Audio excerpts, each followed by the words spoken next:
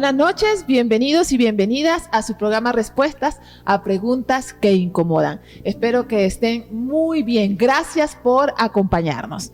Yatensi, ¿cómo está? Muy sonriente está hoy. Siempre, Yatensi, con la bendición y la gracia divina. Amén. No es para estar triste. Siempre hay problemas, pero aunque estemos con problemas, hay que estar alegres. Así es, y usted nos va a contagiar su alegría en esta noche. Hoy tenemos una pregunta bastante interesante y una noticia muy actual, Yatensi. Esta pregunta la envía el director de marketing de Semisud, Andrés Chamorro, a quien enviamos un saludo muy especial. Y la pregunta dice, ¿paz en Israel? ¿Qué le parece esta pregunta de paz en Israel? Y él me la estaba preguntando hace tiempitos atrás, hasta que tanto él me insistió que contestemos la pregunta en vivo y en directo, en forma directa, en el programa de respuestas a preguntas que incomodan, que decidimos contestarle ahora. Muy bien, Yatensi. Mire que la noticia, hay un escrito que dice: Israel firma con Emiratos Árabes un histórico acuerdo de paz por el que se compromete a suspender las anexiones de territorios palestinos. ¿Puede hablarnos un poquito sobre el contexto que rodea esta noticia? Mire, Yatensi, es el tercer país con quien firma este acuerdo de paz. Ya lo había hecho, si la memoria no me falla, en el año de 1979, lo había hecho con Egipto, y en el año de 1994 lo había hecho con Jordania. Ahora es el primer país del Golfo Pérsico, que es Emiratos Árabes Unidos. Es el tercer país de corte islámico, musulmán, pero es el primer país del Golfo Pérsico que llega a un acuerdo, una firma de paz. Ahora, este problema no es actual. Es un problema mucho más complejo. No es tanto la guerra entre el mundo islámico o los países del Medio Oriente contra Israel por control de las armas o el control de la geopolítica por el tema del territorio palestino o de otros territorios que se disputan entre los judíos y los palestinos. Hay un problema más de fondo, y yo me atrevo a decir que el problema nace en el siglo VII después de Cristo, con el levantamiento de Mahoma, cuando Mahoma unificó todas las tribus árabes de la Arabia Saudita, unió las tribus bajo la religión del Islam, de la sumisión a Alá. Ahí se inició la famosa Guerra Santa que el Islam se propuso con Mahoma y después los otros grandes líderes musulmanes en conquistar el mundo para Alá. Ahí se inició cuando los islámicos conquistaron a Palestina y sacaron a los israelitas de su territorio. Y ahí empezó una diáspora, tuvieron que salir de sus territorios, emigraron para otros países como Alemania, Europa Occidental, Norte de África, etcétera, etcétera. Y ahí la Iglesia Católica intervino con las cruzadas. Las cruzadas fueron en el siglo XI, siglo X, siglo XI después de Cristo. Las cruzadas encomendadas por los reyes de Occidente, de Inglaterra o de la Gran Bretaña, de Francia, era para volver a conquistar los territorios, los lugares cristianos, especialmente en Israel, que estaba en manos de los musulmanes para el cristianismo y para el Europa Occidental. Y se habla de unas 10 cruzadas, más o menos. Sí, más o menos. Entonces, es un problema complejo y ahí está un origen de esa disputa que no es tan actual, es muy antigua. Pero otros analistas hablan de que el problema viene desde antes de Cristo, con la conquista de la tierra prometida, porque muchos de estos grupos tienen origen cananeo, mesopotámico, de las antiguas culturas babilónicas. O sea, es un problema complejo. Y siempre Israel ha tenido ese problema, no solamente en la actualidad. En el siglo VII, con el levantamiento del Islam. Oye, ¿y por qué? Y antes, en el Antiguo Testamento y antes de Cristo, Y la pregunta es ¿por qué? ¿Por Sí, qué? es cierto. ¿Por qué? Porque también hay que entender que la geografía de Israel, conecta dos mundos, Oriente y Occidente, y está en la entrada de la cuenca del Mediterráneo, que siempre ha sido un lugar estratégico para el comercio y para el poder militar. O sea, es un problema serio. Entonces, la respuesta a ese por qué, que usted mismo se preguntó, no espero que yo le preguntara. La respuesta entonces se debe a una situación geográfica, netamente, o hay algunas otras razones de fondo. Hay varias razones. Puede ser que el lugar, si uno ve en el mapa, Israel está en un lugar hermosísimo, geográficamente es estratégico. Está más al norte de Egipto, inclusive vecino con Egipto, que es hacia el norte de África, que eso es un lugar importante, el norte de África, en la cultura, en la civilización. Está inclusive en la mitad hacia el extremo oriente y hacia occidente, y cerca está la famosísima cuenca del Mediterráneo, y se conecta con la antigua Asia Menor, que ahorita es Turquía, está cerca de Rusia. O sea, el lugar geográfico es envidiable. ¿Ya? Está casi en una mitad que une Oriente, Occidente, e inclusive sirve para controlar el comercio de Oriente extremo hacia Occidente.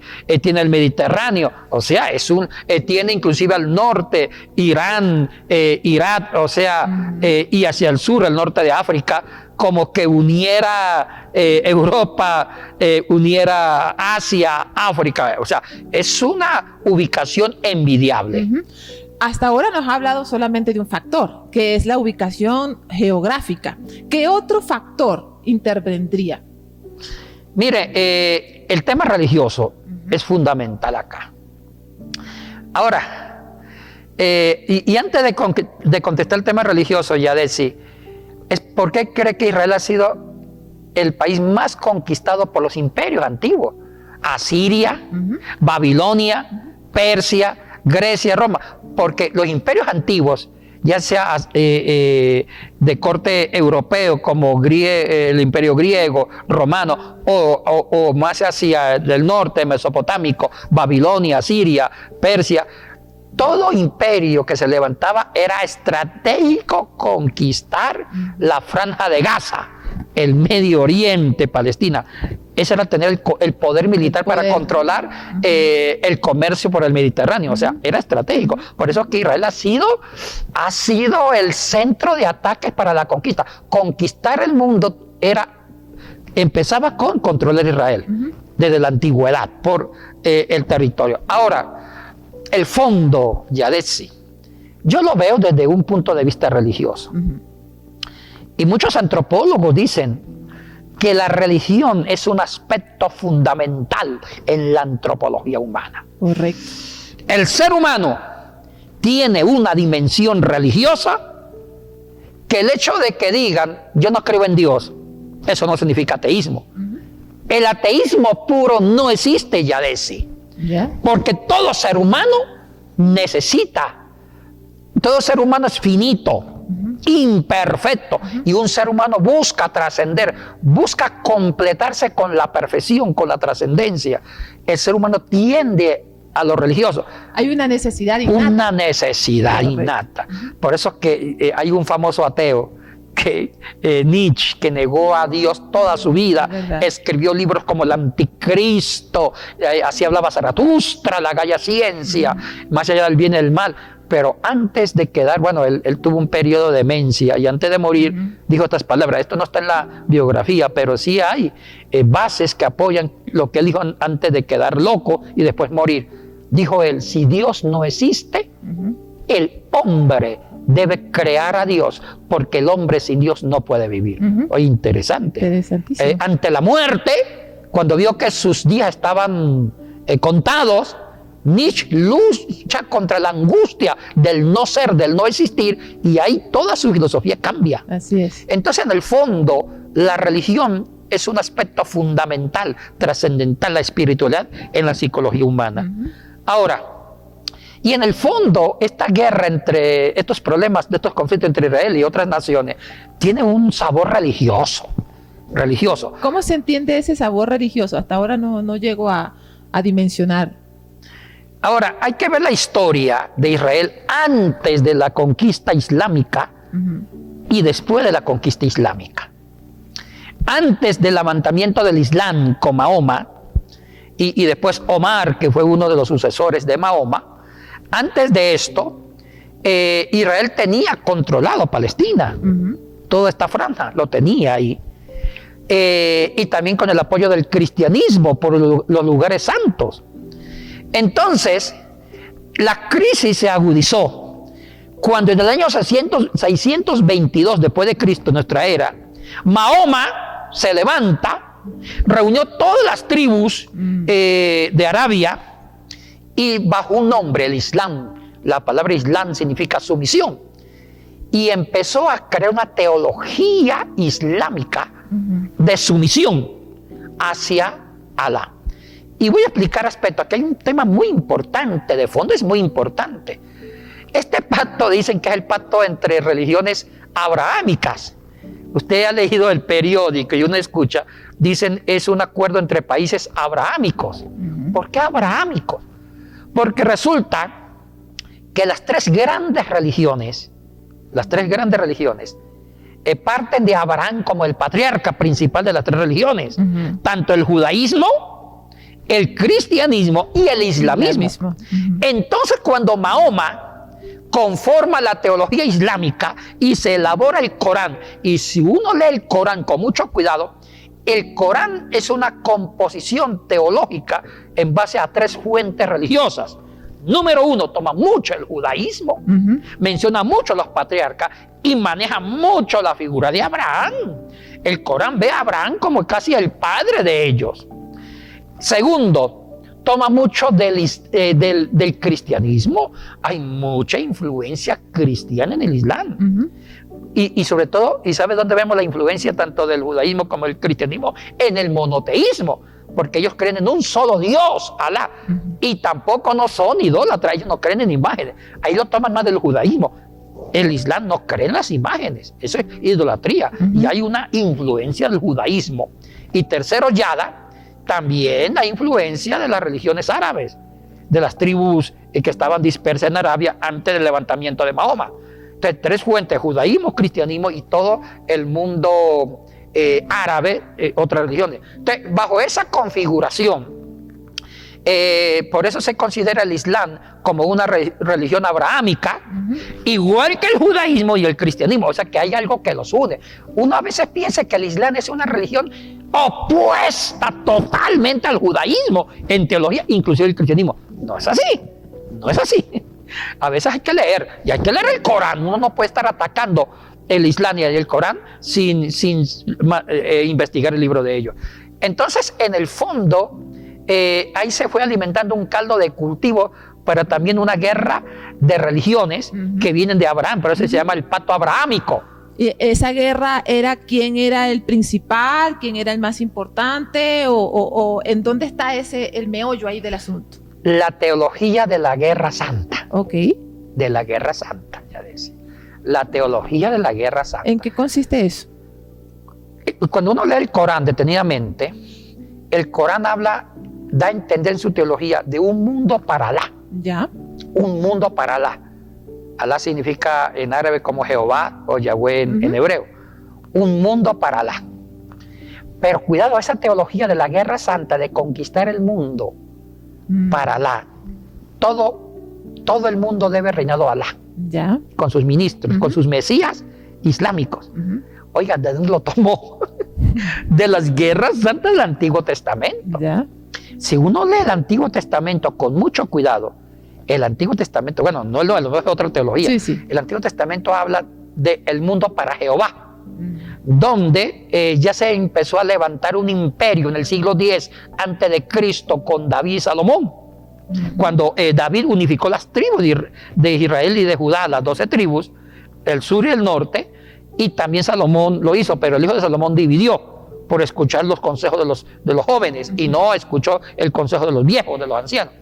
Entonces, en esa unificación, el profeta Natán le dice a David que se va a mantener esa línea mesiánica donde un hijo, donde alguien del estirpe va a seguir gobernando para Jehová. O sea que va a haber un lugarteniente. El término melet, el término rey, significa como un lugarteniente, un embajador de Jehová o de Yahweh en la tierra, en la figura del Mesías. Entonces, si uno ve la historia en los libros rabínicos, ellos esperaban una figura política, un líder religioso puesto por Dios para unificar todo Israel y que Israel controlara el mundo. Y aquí se generan las guerras santas. Es por eso que David hizo una conquista para unificar Israel, Salomón, y esa fue la premisa. Entonces, en los tiempos de Jesucristo, los judíos esperaban el líder mesiánico para tener la promesa hecha de Natán a David, tener el control universal y que Israel fuera el centro de la salvación. Cuando ellos dicen de la salvación, Sion, Jerusalén, cuando hablan de que Jerusalén va a ser el centro de la salvación, no es tanto una salvación espiritual, es una salvación política, geográfica. O sea que ya se hablaba de una geopolítica en el Antiguo Testamento. Entonces, eso se mantenía con una guerra santa.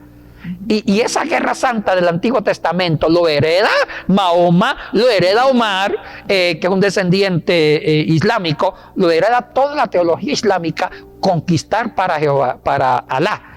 Entonces, ahí viene la raíz fina. Es una raíz fina teológica. O sea, el conflicto de Israel con estas naciones no es tanto algo geopolítico, sino tiene líneas muy finas de las religiones. Ya. En ese sentido, Yatensi, antes de hablar de este acuerdo de paz con Emiratos, esta guerra o conflicto que Israel ha tenido con Irak, con Irán, ¿cómo se explica? ¿Se explica también de estos conflictos geográficos y religiosos? Bueno, hay varias líneas. Económica. ¿Ya? El tema petrolero es una causa. Imagínense cuando Estados Unidos invade con Bush a Irak por el tema del petróleo, pero a veces buscan otros chivos expiatorios. Dice que fue un tema que Irak tenía posiblemente armas de alto nivel escondidos. Eso fue como el pretexto, y después descubren que Irán no tenía armamento fuerte, peor nuclear. Pero fue el pretexto para que Estados Unidos invadiera Irak, y el control del petróleo es fuerte. El petróleo también ha sido la manzana de la discordia. Entonces, el petróleo del Medio Oriente hacia Irán e Irak ha producido unas guerras entre Occidente y Oriente. Correcto. Israel es un país que no se alinea a Oriente, sino más hacia Occidente. Sí. Por la buena relación entre Estados Unidos e Israel y con la Europa Occidental. Entonces, el tema petrolero ha sido también una causa muy sutil. Muchos van a decir que no. Cuidado, tranquilo. Hay intereses económicos fuertes seguro. entre Oriente y Occidente que el tema petrolero, número uno. Número dos, la geografía, como lo expliqué antes. Sí. El control militar. Israel tiene un posicionamiento geográfico envidiable. Tercero, el elemento religioso. El elemento religioso, que se fundamenta en temas culturales. También hay el tema cultural de Oriente y Occidente, juega un papel importante. Aquí las dos culturas, Occidente y Oriente, giran en torno a dos fundamentos religiosos. La cultura occidental, y vamos al derecho. Todo el derecho de Occidente fue fundamentado en el derecho canónico. Sí, señor. Elemento religioso. Y ustedes saben que el creador del derecho canónico fue el obispo romano Gregorio el Grande, Gregorio Magno, cuando fue papa, obispo de Roma, entre los años 590 al 604, él fue el primer obispo que creó un derecho que unía lo religioso con lo civil. Ya. Y en ese derecho, escuche bien esto, Yada, se fue creando líneas muy finas que ahora todo el mundo occidental observa. Uno de ellos, la monogamia. Ya. No así la poligamia de Oriente. La monogamia es un derecho, es vigilado por la ley. La poligamia no se acepta en el mundo occidental, sobre todo en el derecho civil, y no se diga religioso. Entonces, el tema de la monogamia viene de una teología cristocéntrica, que ya tiene las raíces en el Nuevo Testamento, no en el Antiguo, en el Nuevo. Y la iglesia cristiana antigua fue trabajando la teología de la monogamia, de la construcción de la familia. Entonces, el derecho civil de los países nuestros, de Europa Occidental, Estados Unidos, Centroamérica, Suramérica, habla de la monogamia. Ya. Entonces, eso es un punto fundamental en la estructura de la familia de Occidente, manejado por el cristianismo. Y todo el respeto a los derechos humanos viene del cristianismo. Y también otros temas civiles que vienen del derecho antiguo. En cambio, en el mundo islámico, al contrario, todo el derecho civil islámico viene del Islam.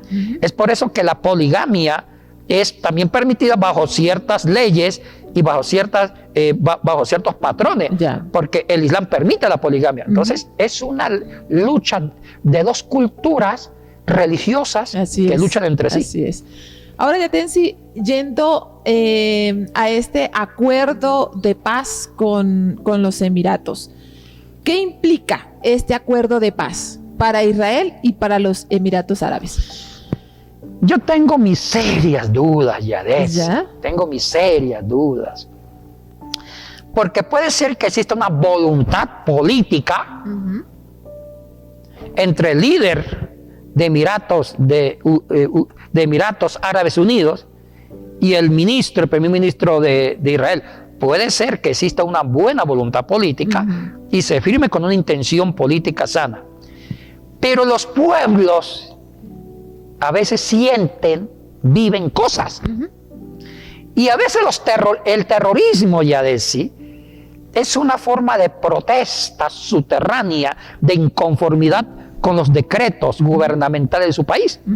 Entonces, cuando uno analiza las células terroríficas, es que hay un grupo que se forma, un grupo terrorífico, que no está de acuerdo con su gobierno y tratan de sabotear los dictámenes políticos o los acuerdos de paz porque no están de acuerdo. Entonces, hay que ver si realmente el mundo islámico, la gente del Golfo Pérsico y si el pueblo de Emiratos Árabes Unidos está de acuerdo con esto. Entonces, puede darse, como sí ha pasado, que un grupo no acepte ese acuerdo de paz porque pesa mucho un sentimiento religioso y ir en contra de las promesas de Alá. Porque si uno analiza muchas expresiones de grupos que expresan terrorismo, han sido por fundamentos religiosos, radicales.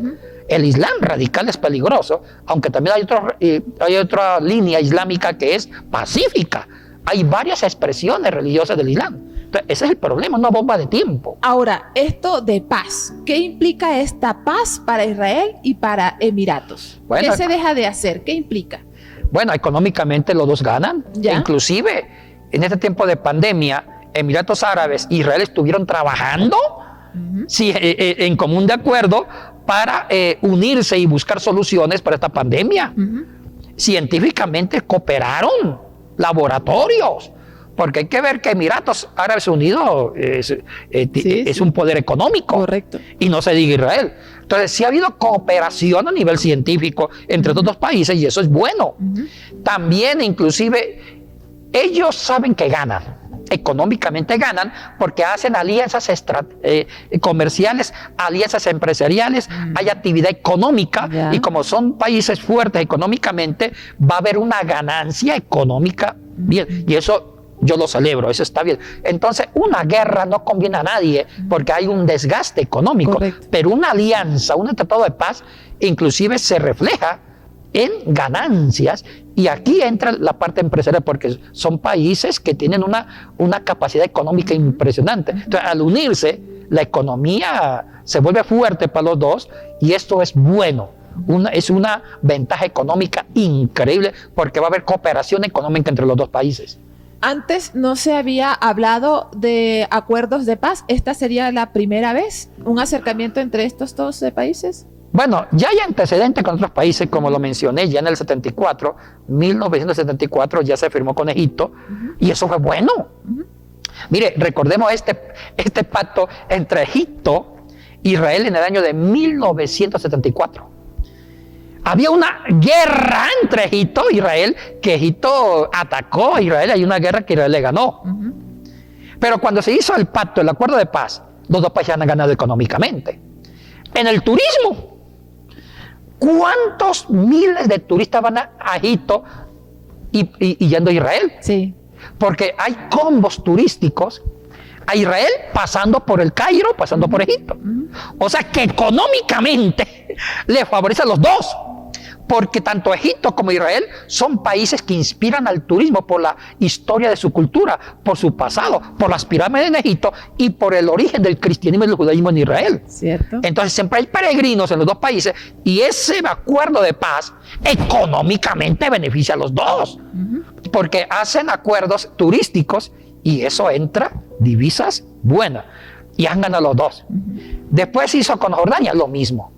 Lo mismo pasó en el 94. Ahora, este acuerdo económicamente va a ser muy bueno de inyectar capital al Medio Oriente. Pero sería la primera vez con Emiratos. Sí, sí, Okay. primero. Aunque ya ha habido debajo de cuerda cooperación científica, económica, y ahorita ya va a haber la primera embajada.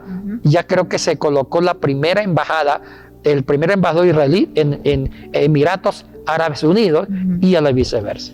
Oiga, Yatensi, ¿usted sabe cuál es uno de mis sueños? Ir a Egipto. ¿Usted ha ido a Egipto? Pasé cuando estaba con los curas, hace muchos años. ¿Y cuál es el mejor lugar que usted recomienda? Las pirámides. Ok, lo voy a tener en cuenta para cuando vaya, porque voy a ir, Yatensi Bonilla. Y nuestro amigo Andrés, el que hizo la pregunta, también estuvo en Tierra Santa. Es cierto. Y cuenta que él se demoraba mucho atendiendo. Tal vez es por eso su interés en la pregunta de hoy, ¿no? Yatensi, una última pregunta. ¿Paz en Israel? Es la pregunta de Andrés. ¿Paz en Israel? ¿Habrá paz realmente? Ese es el término clave, realmente, entre comillas, en Israel. Ah, hija, lo dirá el tiempo. Siempre el tema de paz ha sido un objetivo primordial en el Medio Oriente y han habido muchos acuerdos de paz, pero el conflicto sigue. Porque, vuelvo a repetir, pueden firmar la paz entre Egipto, Israel, entre Jordania, Israel, entre Emiratos Árabes Unidos, pero siempre habrán grupos de estos países que no están de acuerdo y forman células terroristas. Células terroristas. Entonces, se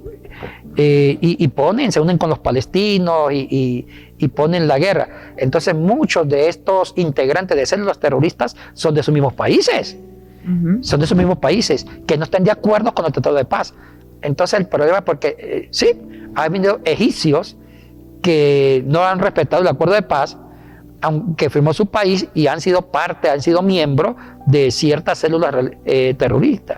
Entonces ese es un problema de fondo. No, y que mientras haya todo este conflicto, Yatensi, geográfico, como usted mismo dice, económico, también con el tema del petróleo, el tema religioso, es muy probable que entonces no haya paz. Ahora, ¿qué entendemos por paz, Yadesi?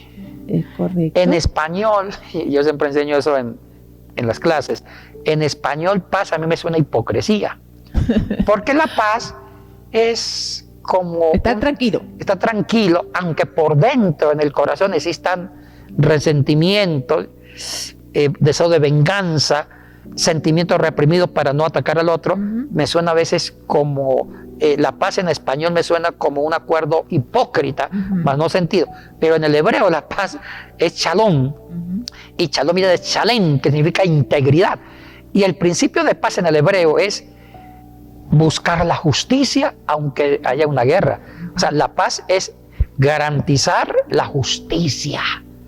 Los grandes profetas bíblicos fueron hombres de paz, pero recibieron muerte violenta. Porque en nombre de la paz denunciaron la corrupción y el pecado. Así es. Y terminaron muriendo como Jesucristo, el mismo Gandhi. Entonces hay que ver qué significa paz también. Ese es otro tema. Que creo que puede ser para un siguiente programa, Yatensi, el tema de la paz. Bueno, que alguien pregunte, porque sí, seguro. nosotros estamos respetando la ética de este programa. Correcto, solamente respondemos preguntas que nos mandan. Así es. Y damos el nombre de la persona. Así es. Entonces, si alguien escribe esa pregunta, amigos y amigas, si alguien la escribe, y si no la escribe, no tenemos que contestarla. Sí. Muy bien, amigos y amigas, creo que se nos ha acabado el tiempo en esta noche. Solamente recordarles que ustedes también pueden ser parte de Semisud, y si están interesados en participar de nuestras maestrías, desarrollo integral de la niñez y también estudios bíblicos y teológicos, pueden escribir al correo que aparece en pantalla. Yatensi, palabras últimas para despedirnos. contentos y felices. Y que haya paz. Y que haya paz, primero en nuestras vidas. Así es. Y en nuestro interior sobre todo. Porque si hay paz en nuestros corazones, podemos reflejar la paz al mundo. Muy bien. Amigos y amigas, nos vemos el próximo martes. Que Dios les bendiga.